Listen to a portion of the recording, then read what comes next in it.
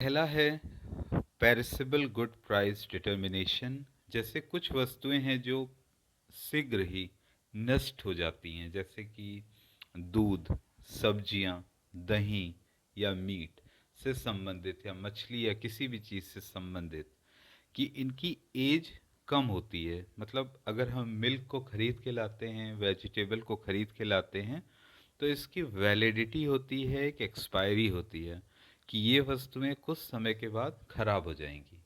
तो ऐसी कंडीशन में क्या होता है कि इनकी सप्लाई तो फिक्स होती है कि जितना बना है उतना ही भेजा जाएगा, लेकिन एज पर डिमांड इनके रेट बदलते रहते हैं।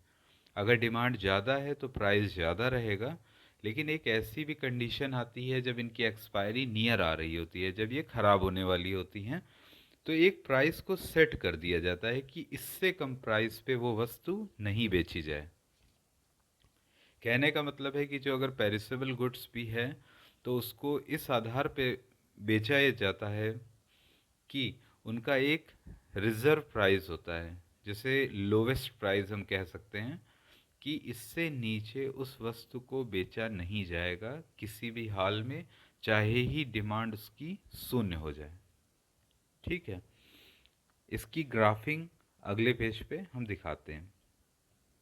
ग्राफिंग कुछ इस प्रकार होगी कि एक हम ग्राफ बनाएंगे जहाँ पर हम प्राइस, और जैसे हम वाई एक्सिस पे दिखाएंगे, और एक्स एक्सिस पे उसकी डिमांड को दिखाते हैं। ठीक है, चूँकि सप्लाई यहाँ पर फिक्स है, तो सप्लाई की लाइन जो होगी वो पैरेलल होगी कीमत, मतलब प्राइस के। सप्लाई चूँकि फिक्स है कि हमारे पास एम ही सप्लाई है, और एम सप्लाई को हमें सेल आउट करना है एनी हाउ।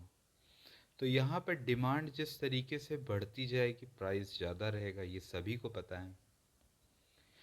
तो अगर फर्स्ट हम यहाँ पर देखते हैं कि जब डिमांड डी डी लाइन खींची गई है, तो ऐसी कंडीशन में एक संतुलन, जहाँ पर हमारी सप्लाई की लाइन, यहाँ पे मैं आपको दिखाना चाहूँगा कि ये एक सप्लाई लाइन है जो रेड से मैं मार्क कर रहा हूँ।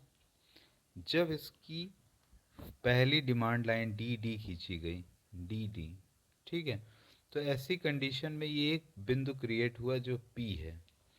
तो पी एम, ठीक है, पी एम, और यहाँ पर ओ लिख लेता हूँ मैं। ठीक है, तो पी एम और पी ओ, पी ओ, ठीक है।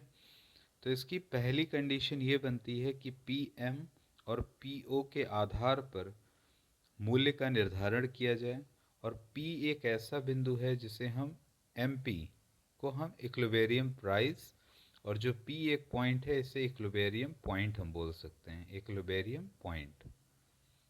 ठीक है, अब जैसे जैसे डिमांड कम हुई, मतलब D2 एक डिमांड आ गई, D2 की डिमांड होने पर प्राइस P2 हो गया। इसी तरीके से डिमांड घटती गई और डिमांड D3 से D4 तक आ गई। ठीक है, एक वैल्यू ऐसी सेट होती है जिस वैल्यू के नीचे प्रोडक्ट को बेचा नहीं जा सकता। मतलब ऐसा नहीं है कि अगर प्रोडक्ट बिक ही नहीं रहा है तो हम उसे फ्री में दे दें। तो ऐसी कंडीशन में एक न्यूनतम प्राइस सेट कर दिया जाता है कि this is a reserve price.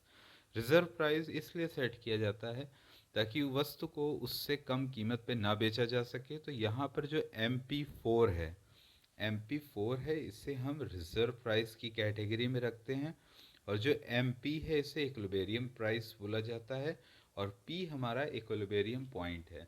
और जब डिमांड हमारी इंक्रीज होती है किसी भी तरीके से, तो हमारा P1 जो है पॉइंट, मतलब डिमांड बढ़ने पे प्राइस हमारा बढ़ जाता है। तो ये P1 की कैटेगरी है। अगर आपको कुछ समझ में नहीं आता आप कमेंट कर सकते हैं।